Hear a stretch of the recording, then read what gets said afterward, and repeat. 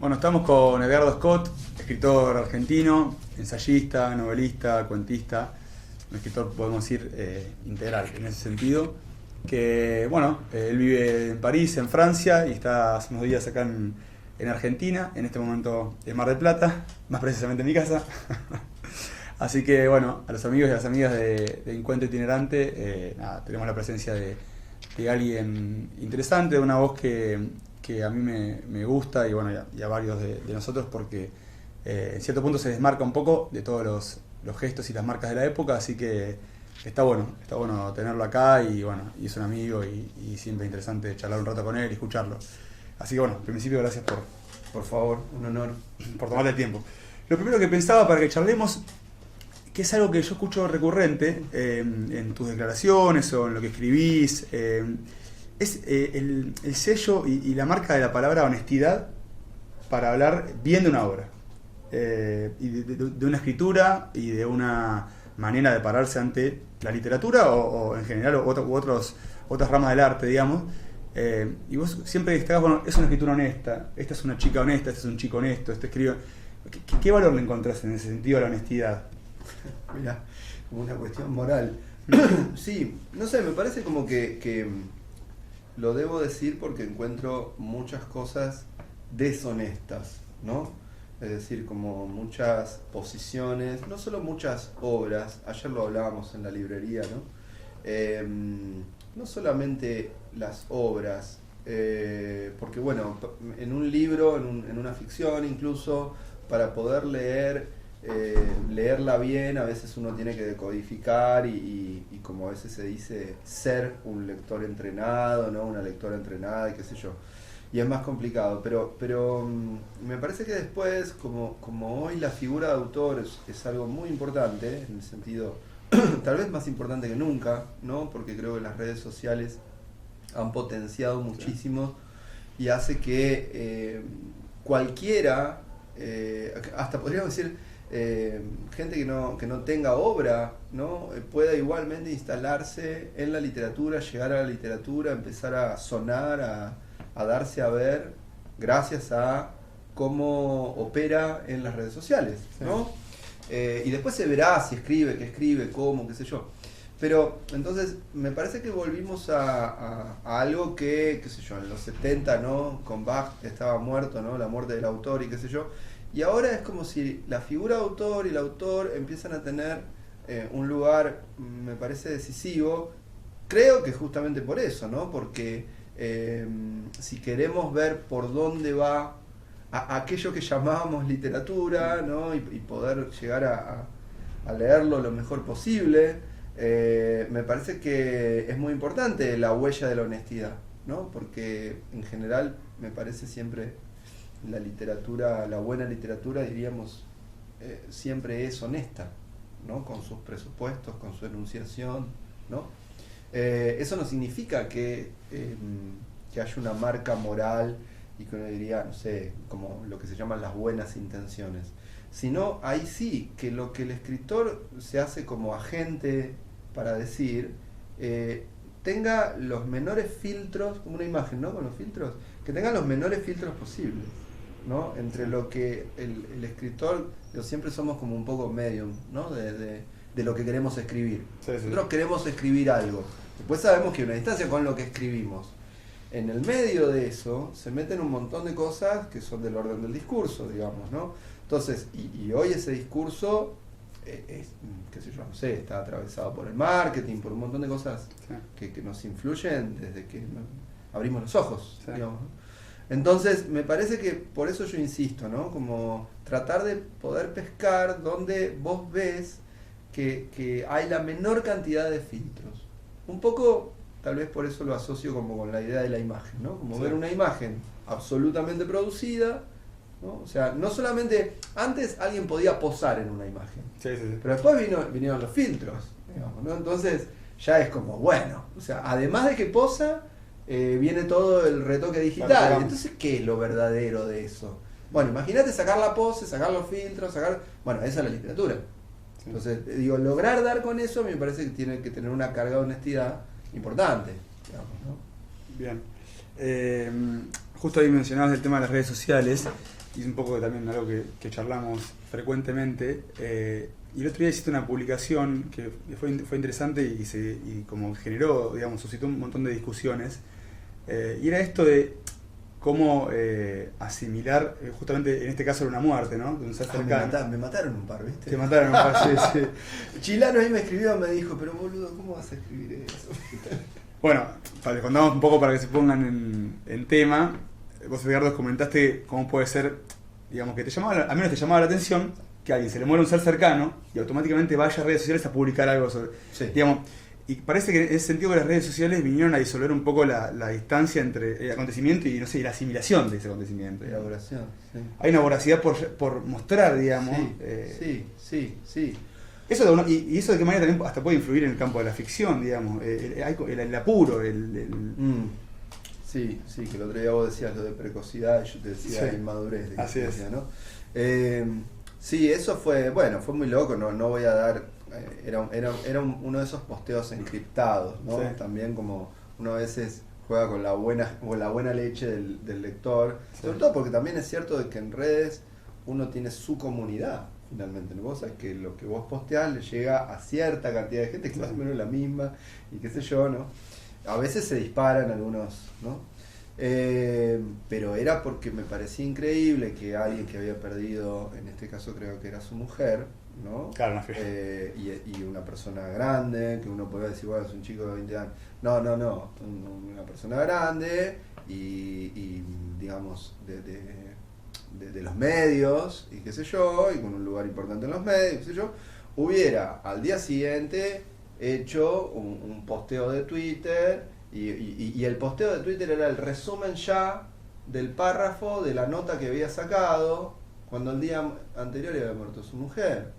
Entonces, a mí eso me pareció siniestro, o sea, así de fácil. Dije, yo no te puedo creer, como, o sea, me hice como puente de esa experiencia, porque digo, bueno, qué loco, ¿no? Para que justamente, porque eso sí creo que en las redes consuela, ¿no? Puedo decir, bueno, a mí esto me parece un horror. Cuando después me encuentro con 10 que dice, a mí también, uno se siente menos solo en este mundo, digamos, ¿no? Entonces, aunque después vengan algunos y te digan, no, sos un tarado, lo que me decían es típico, que es muy de esta época también. Cada uno tramita, dale. No, sí, seguro que evidentemente, cada uno tramita como... ¿no? No es que yo lo fui a buscar al tipo y le dije, no tenés que hacer esto. Se entendía, claro. Obvio, ¿no? O sea que eso está dado de que justamente cada uno hace lo que quiere. No obstante, verdaderamente queremos eso, ¿no? O sea, y hace poco, cuando digo hace poco, anteayer, vi algo muy parecido, se lo mandé de vuelta a Chilano, ¿no? Así, ¿no? Como si uno dijera... Mi tío acaba de morir, no sé, mi papá acaba de morir y recién lo acabo de despedir y eso sale en Facebook. Yo digo, pero ¿es necesario eso, no? Como digo, no sé, como que yo pensaba que en ese sentido había como algún tabique de las redes y qué sé yo. El vínculo que eso puede tener con la ficción... Con las formas de leer por ahí, ¿no? Sí, con las formas de leer, supongo. Creo que más que nada con eso. Con las formas de leer, porque ¿cómo leemos eso? O sea, como... Por eso yo lo que dije en algún punto fue como... Digo, bueno, está cambiando nuestra relación con la realidad. Digo, digo, o eso es siniestro, pero si no es siniestro, si un montón de gente de hecho dice, bueno, puede pasar, son formas de encontrar consuelo, de informar. Sí, no, qué palabra espantosa. Digo, pero ponele que tengan todos ellos razón, ¿no? Que no es mi sensibilidad, pero esa sensibilidad ya existe, sí. ¿no? ¿Cómo la leemos? Y digo, bueno, evidentemente debe tener que ver con que hay una realidad que se construye en redes, como que va muy en paralelo ya de una realidad que antes era privada, por ejemplo. O sea, la idea de, esto es más viejo de la escarapela, ¿no? Pero la idea de público y privado cada vez se va al diablo, y lo privado empieza a ser también material de redes, ¿no? Como el sexo casero, ¿no? En la pornografía, ¿no? Como una cosa así sería, ¿no? Pero bueno, hay un grado en eso de novedad todavía que para los dinosaurios, tal vez como yo, nos cuesta, ¿no? Nos cuesta, ¿no?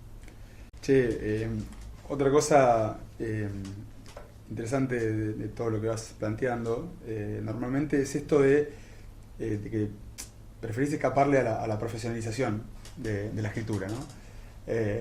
Y esto hablamos un poco anoche también, ya que lo comentamos en la librería de Sebastián Chilano y bueno, Prado y compañía, amigos de acá de Mar del Plata. El Gran Pez.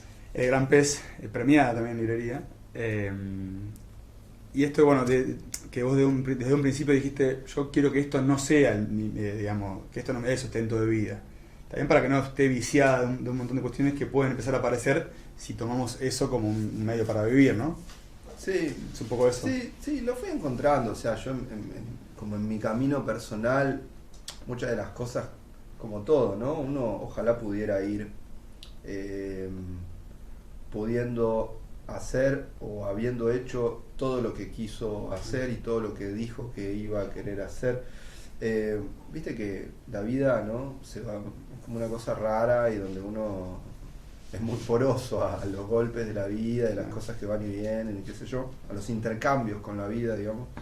Entonces, son posiciones que quizás yo fui tomando, pero que no era que quizás hace 15 años yo pensaba así, o sea, fui pensando así, se fue deviniendo eso, sí. Y un poco también por ver qué les pasaba a los otros, ¿no? Sí digo que mi generación me parece que es una generación que ya, ni bien entró en la literatura, quería profesionalizarse, ¿no? El otro día lo hablaba con un amigo, Guido Arsovich, un chico muy brillante que ahora dentro de poco va a sacar un libro de ensayo, que recorre justamente la historia del libro en la Argentina en todo el siglo XX. O sea, la industrialización del libro, sí. ¿No? Un libro muy interesante. Y él decía, bueno, hubo una primera profesionalización del escritor que ya vino en el siglo XIX, ¿no? Diríamos, ¿no? Pero esa profesionalización también incluía que el escritor viviera de la literatura. Es decir, lo que en ese sentido era la profesionalización es que un escritor pudiera dar conferencias, hacer reseñas, hacer tal, ¿no? Como todas las tareas en torno al oficio, diríamos, ¿no? Pero a mí me parece que la novedad del 2000 y pico para acá y que enganchó de lleno a mi generación es vivir de tu obra. Del texto. El fetiche es vivir de tu obra, pero esa obra hoy, fíjate, ¿no? Son contenidos, ¿no? Como digo, el escritor como generador de contenidos, ¿no? Porque supuestamente al escritor se le ocurre una historia o se le ocurre tal o cual cosa y entonces poder con eso listo, ¿no? Vivir glosando eso, o sea que verdaderamente eso vuelve también algo muy redundante porque eso hace que el escritor no pueda intervenir en otros campos. Es decir, antes el escritor intervenía en la política de su medio, por ejemplo. Sí. Y tenía opiniones políticas, yo no intervenía, podía ser, mirá, Vargas Llosa llegó a ser candidato a presidente, digamos, ¿no? Pero digo, un escritor se podía multiplicar por distintos secretarios de cultura, embajador, no importa, ¿no? Carlos Fuentes, por ejemplo. Sí. Digo, ahora el escritor lo que quiere es como es un visitador médico, ¿viste? Va como con su valijita, ¿no? Es como si yo agarrara, ¿viste? Fuera con estos libros a todos lados. Y hablo de qué, de estos dos libros, todo el tiempo, ¿no? Y de algún discurso en torno a estos dos libros. Y a mí me parece primero aburridísimo. Y me parece como que no expande, no genera ese enriquecimiento de la cultura, digamos, ¿no? Es decir, como que lo que la literatura le aportaba a la cultura se trunca porque finalmente el autor termina siendo un productor de un libro, pero el libro es un objeto cultural que entra en la cadena de la industria audiovisual, ¿viste? Y punto, ¿no? Entonces eso me parece que no está bueno y eso me parece que los principales que tenemos la culpa es mi generación, digamos, porque casi la mayoría entró como con eso entre ceja y ceja. Evidentemente también fue posible. Tal vez antes no era tan posible, digamos, ¿no? Pero, digo, antes para que un escritor, por ejemplo, adquiriera cierta visibilidad y lugar, típico, las imágenes de los escritores eran todos viejos, ¿no? La foto del escritor viejo. No hay una... Hoy no es así. Hoy es al revés, diríamos, ¿no? Como el escritor que empieza a envejecer quizás se lo empieza a cortar, ¿no? Siempre lo que interesa es el chico nuevo, ¿no? El nuevo chico o chica, sobre todo ahora, de la tapa, ¿no? Y exprimirlo, el primer libro, el segundo, listo, y tac, ¿no? Y si ahí se instaló, y si no, bueno, Chao. ¿no? Y no sé, me parece que eso no está bueno, digamos, ¿no? Me parece que por lo menos para la literatura no está bueno, porque no hace que sí o sí la literatura empiece como a menguar en la industria, ¿no? Es decir, todo lo que el siglo XX construyó, que es como agarró la literatura para llevarla al sumum de la industria, diríamos, ¿no? Me parece que ahora se está yendo para atrás totalmente, y entonces lo que empieza a pasar es al revés, que a mí me parece que en el futuro va a ser muy difícil que en los lugares más visibles de la industria, ¿no?, vos tengas algo que valga la pena literariamente.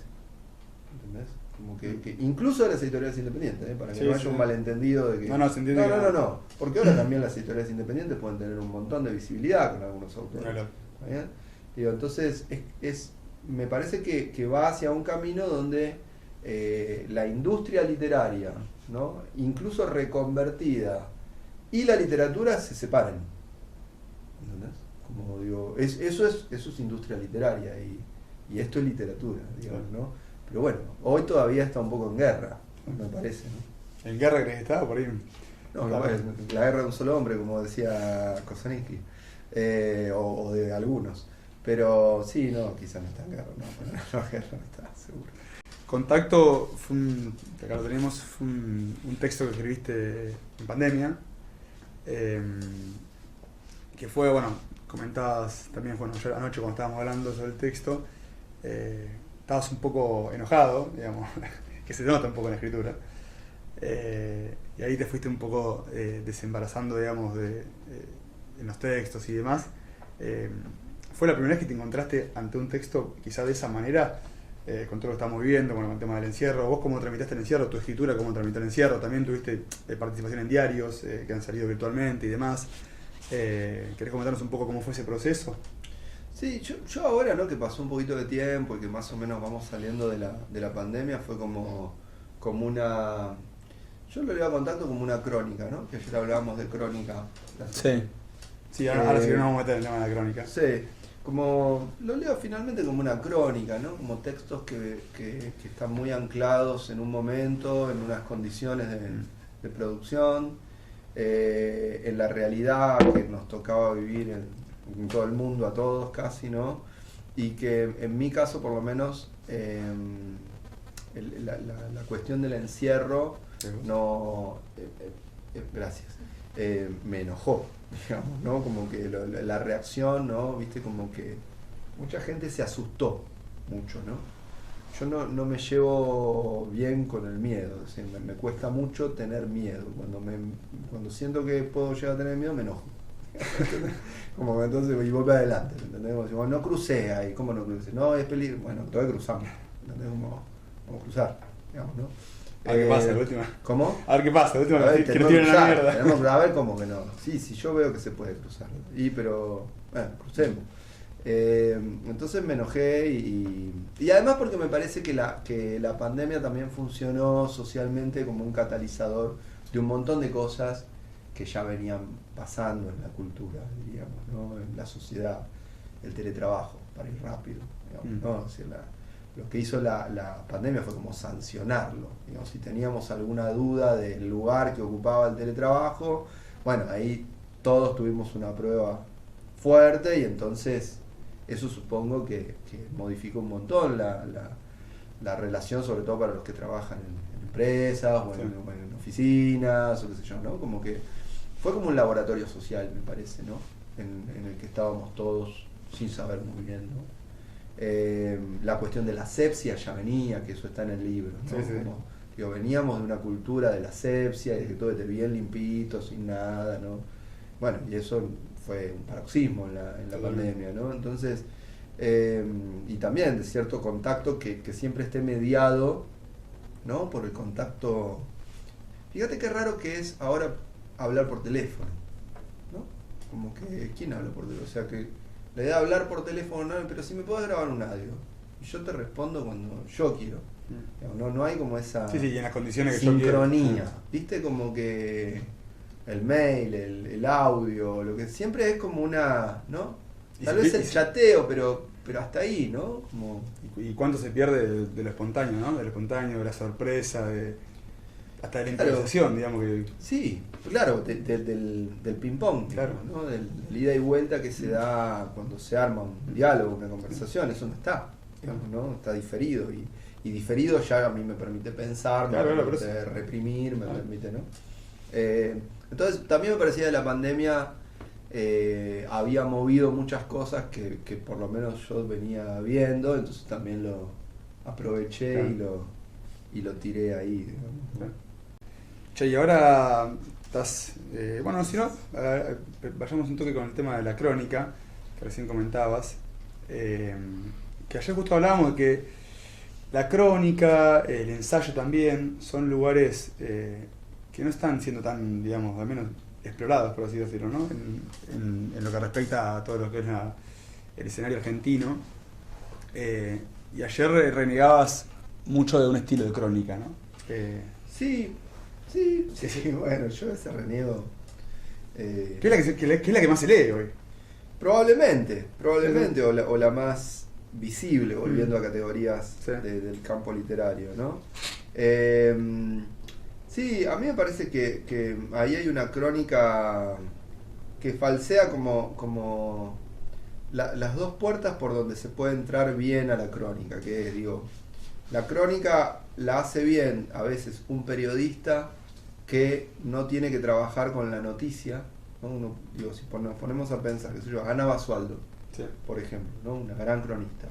Bueno, entonces vos le das a Ana Basualdo, en vez de que haga una nota para mañana, decís, hacé tranquilo una nota Claro. sobre la feria de acá. Sí, sí. Se va Ana Basualdo, va más de una vez, anota, cranea y resulta que va a ser una buena crónica, ¿no? Entonces la crónica podía hacerlo un buen periodista o la podía hacer un buen escritor, digamos, también, ¿no? El escritor que con sus obsesiones, odio esa palabra, ¿no? Pero como con esos fetiches Sí. con esa mirada que siempre tiene como un escritor de ficción, que siempre está como sesgada por 2, 3, 4 temas, ¿no? Sí. Que están ahí, hace, ¿no? Una visita a algo de la realidad y lo mira desde ese ángulo que él tiene y lo puede elaborar, ¿no?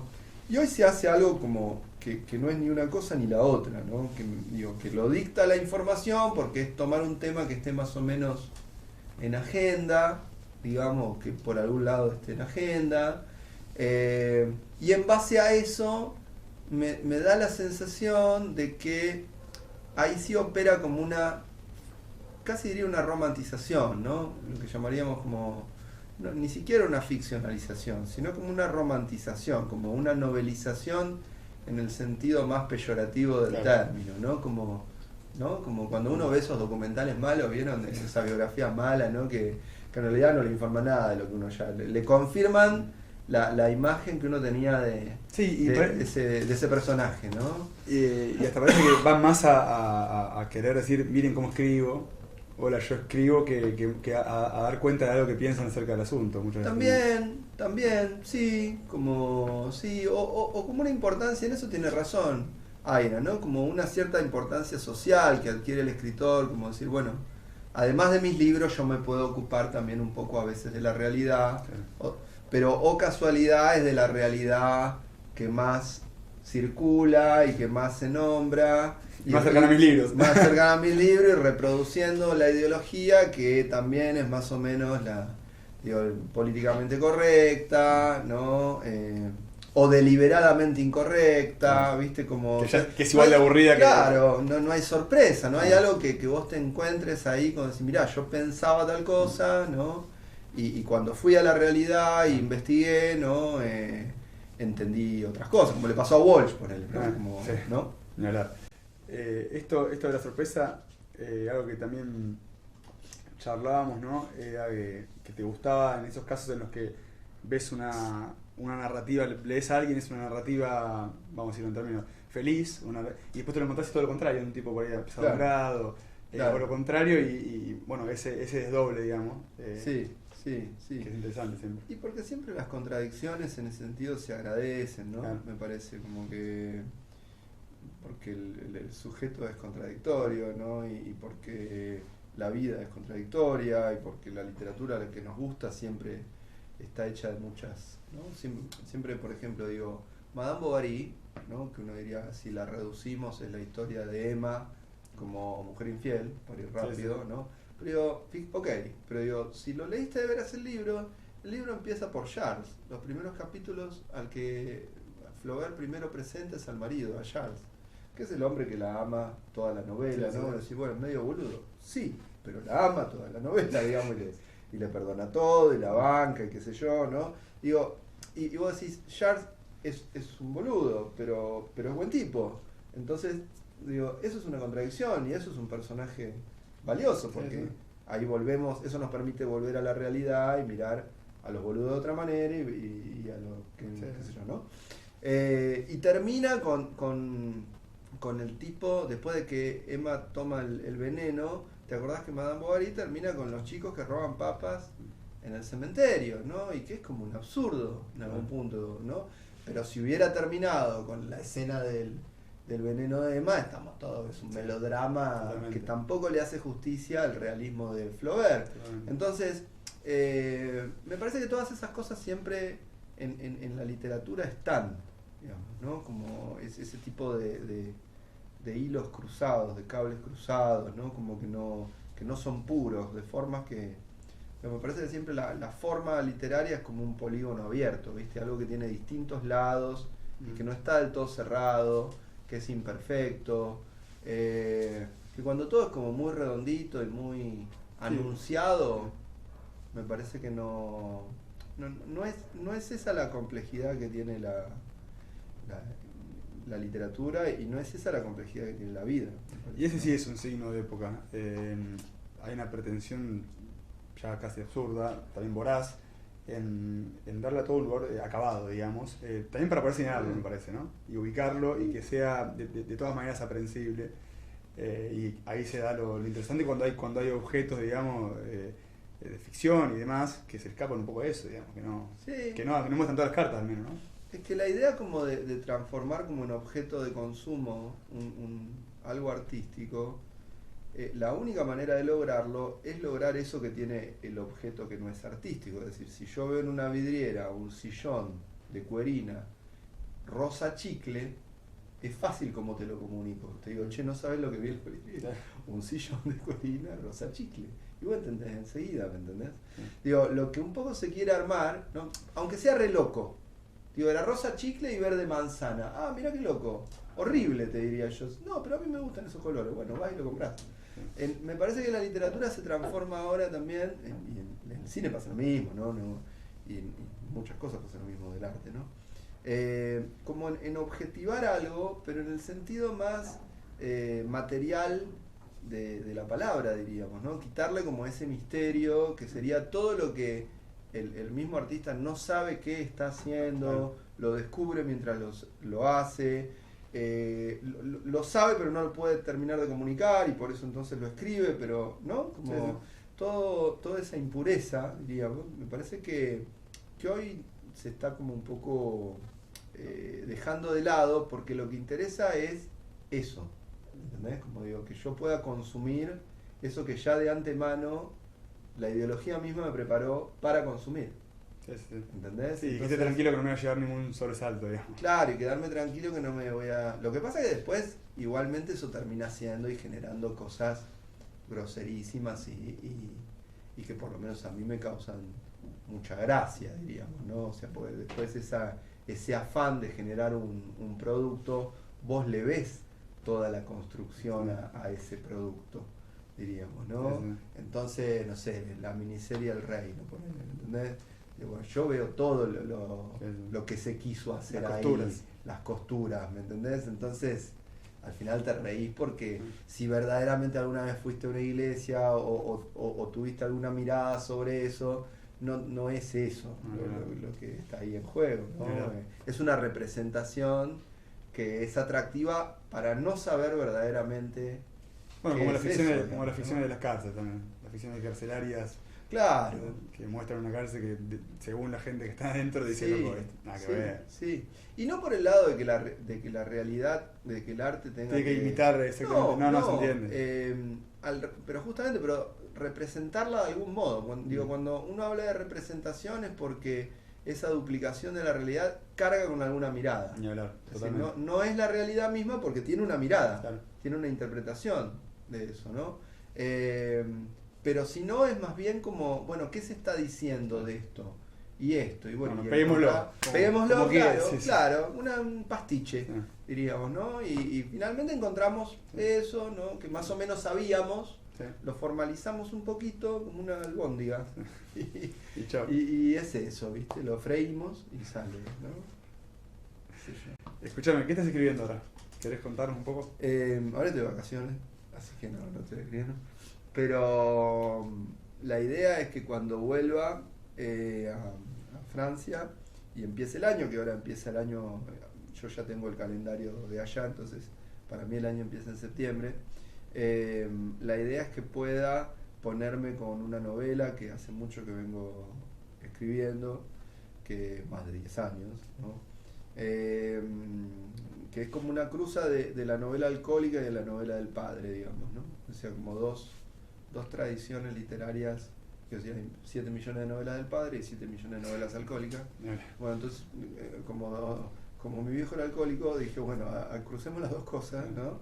Y entonces es como una novela densa en eso, ¿no? Y larga, grande y qué sé yo. Y que me llevó mucho tiempo poder encontrar la forma para escribirla.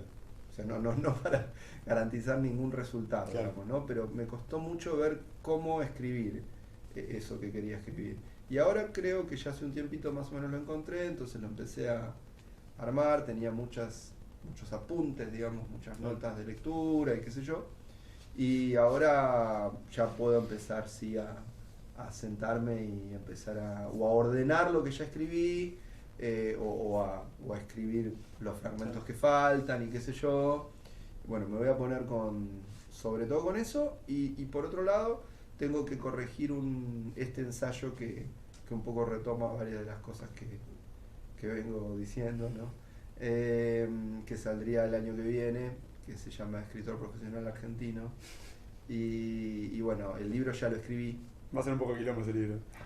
Bueno, qué sé yo, no es la idea, digamos. La idea, en realidad vos sabés que tiene un prologuito, no sé si al final se lo voy a dejar, pero tiene un prologuito que es como, justamente, aviso que en realidad algo de eso yo lo escribí pensando en los chicos. Es decir, como que sobre todo está escrito el libro como más que para hacer quilombo, como para, digo, que un pibe que esté ahí escribiendo sus primeros cuentos y leyendo un poquito de literatura contemporánea y acercándose un poco a la literatura como para ver si entra otra vez. Digo, cuando decimos entrar en la literatura, no es...